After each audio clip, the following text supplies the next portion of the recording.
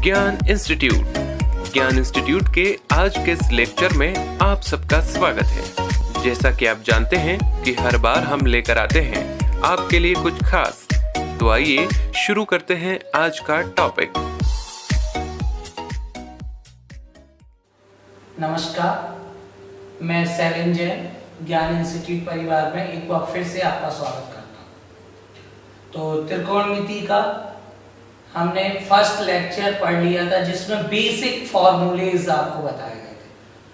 तो आज के इस लेक्चर में हमें टेबल देखना है। कक्षा 10वीं में कई सवाल ऐसे आते हैं जिनके सीधे मान रखने पड़ते हैं, वो तालिका में याद होनी चाहिए। अगर वो तालिका याद है तो हम डायरेक्ट मान रख देते हैं, और कुछ लोगों को वो तालिका याद नहीं रहती है, मान याद नहीं रहते हैं। तो आज के लेक्चर में हम ट्रिक से पढ़ेंगे जिससे आप पेपर जब देने जाएं तो पेपर में जब कॉपी मिले तो लास्ट में आप उस टेबल को बना लें लास्ट पेज पे। क्योंकि 10th बोर्ड चाहे 12th बोर्ड कोई भी बोर्ड एग्जाम होता है, आप मैथ के पेपर में लास्ट पेज पर रफ कार्य कर सकते हैं, तो वहां पे आप टेबल बना लें। पेपर में देख लें क्या त्रिकोणमिति के मान से संबंधित कोई प्रश्न आया है। अगर आया है तो आप जाके टेबल बना लें। अब टेबल के लिए कोई मान नहीं है याद, तो कैसे याद करते हैं, ट्रिक से हम आपको बता रहे हैं टेबल जनरेट करना। तो त्रिकोणमिति अनुपात कितने होते हैं? 6 होते हैं। त्रिकोणमिति ट्रिग्नोमेट्रिक रेशियो कितने होते हैं? 6। Sine theta, cos theta, tan theta, cosec theta, sec theta और कॉट थीटा, ये आपके सामने लिखे हुए। और मान कक्षा 10वीं तक 90 तक ही पूछे जाते हैं, 90 अंश तक, ठीक है। और कक्षा 12वीं 11वीं में आपको क्या कहते हैं, इससे ज्यादा बनाने पड़ते हैं। तो उसके लिए अपन को फॉर्मूले हैं और सारे उसको अपन पढ़ेंगे तो आने के मान निकाल सकते हैं। अभी 90 अंश तक आप मान कैसे निकालते हैं वो सीखते हैं। तो शुरुआत कर रहे हैं। गिनती आप सभी को आती है, 0 से स्टार्ट होता है। 0, 1, 2, 3 और 4, सब लोग 4 तक लिख लो। 0, 1, 2, 3 और 4, ये 4 तक आप लिख लो। आपने लिख लिया। अब सब में डिवाइड कर दो, किससे? 4 से। सब में डिवाइड कर दो 4 से। गिनती लिखने के बाद, नंबर लिखने के बाद 4 तक नंबर लिख लो और उसको 4 से डिवाइड कर दो। और सब पे क्या लगा दो? Under root. सब पे क्या लगा दो? Under root. सब पे आप क्या लगा दो? अंडर रूट लगा दो। अब आपके मान निकल आएंगे। ट्रिक क्या है? 0, 1, 2, 3, 4 लिख लिया, सबको 4 से ही डिवाइड कर दो, अंडर रूट लगा दो, स्क्वायर रूट लगा लिए आपने। अब आपको देखो मान प्राप्त हो जाएगा। 0 में किसी का भी भाग दो तो मान क्या आता है? 0।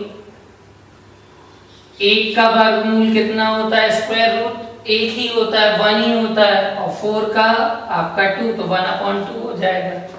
इधर कैंसिल करोगे आप, 2 एकम 2, 2 दूनी 4, तो 1/2 अंडर रूट रहेगा। 2 का अंडर रूट 2 ही रहेगा। 1/2। इसका देखो, इसका क्या हो जाएगा? अंडर रूट 3 का अंडर रूट 3 ही रहेगा। 4 का वर्गमूल कितना निकल आएगा? 2 आ जाएगा।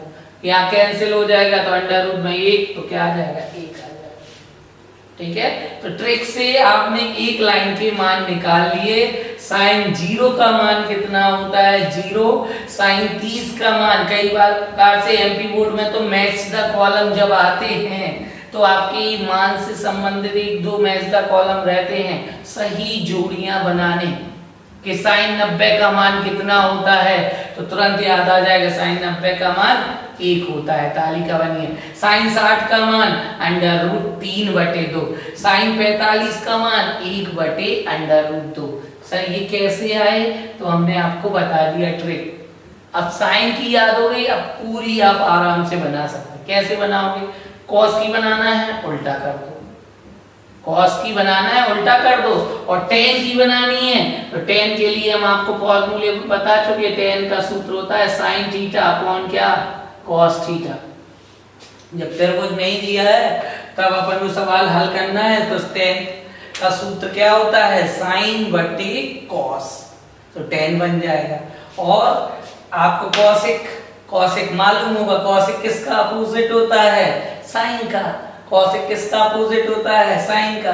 तो साइन का उल्टा कर दो तो क्या आ जाएगा? कॉसिक। और सेक किसका उल्टा होता है? कॉस का। तो आप कॉस का उल्टा कर दोगे सेक प्राप्त हो जाएगा। कॉट किसका उल्टा होता है? टेन का। तो टेन का उल्टा कर दो तो कॉट। इस प्रकार से तालिका बन जाएगी। ठीक है, क्लियर है इतना आपको? 0 1/2 1/√2 √3/2 और 1। कॉस में क्या करना है? इस टेबल को उल्टा कर दो। 1 √3/2 1/√2 1/2 0। ठीक है, अब 10 में क्या करना है? इसको अपॉन में लिखना है, साइन के अपॉन में कॉस। मतलब 0 के अपॉन में 1 होगा तो क्या आ जाएगा? 0 ही आ जाएगा। आप इतना तो जानते ही होंगे। 1/2 के अपॉन में √3/2 होगा। 1/2 के अपॉन में √3/2 होगा तो क्या हो जाएगा? 1/2 × 2/√3। ये इनटू में चेंज होगा तो आपको नियम पता होगा कि ये पलट जाते हैं। तो ये 2/√3, तो 2 से 2 कट जाएगा तो कितना आ जाएगा? 1/√3।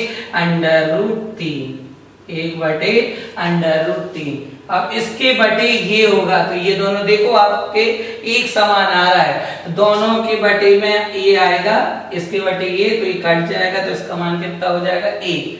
ऐसे इसके बटे ये आएगा तो 2 से 2 कट जाएगा तो क्या हो जाएगा? √3 हो जाएगा।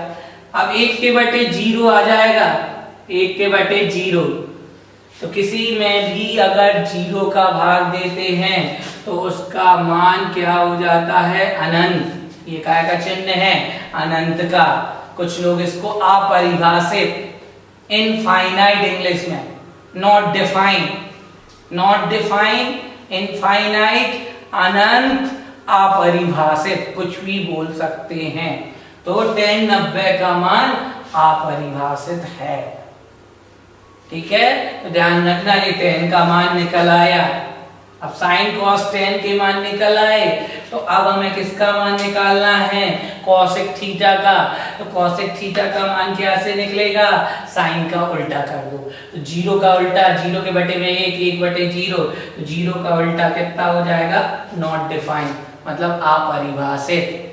अब 1/2 का उल्टा करना है तो क्या आ जाएगा? 2/1, मतलब कितना आ जाएगा? 2। √2 का 1/√2 का उल्टा करना है तो क्या आ जाएगा? √2 आ जाएगा। √3/2 का उल्टा करना है तो 2 बटे क्या आ जाएगा? √3। 1 का उल्टा करना है तो क्या आ जाएगा? 1। तो ये काय का मान निकल आया? कोसेक थीटा का। साइन का उल्टा कर दिया, 0 का उल्टा अनंत, 1/2 का उल्टा 2, 1/√2 का उल्टा √2, √3/2 का उल्टा 2/√3, 1 का उल्टा 1। तो कोसेक थीटा बराबर 1/sin थीटा।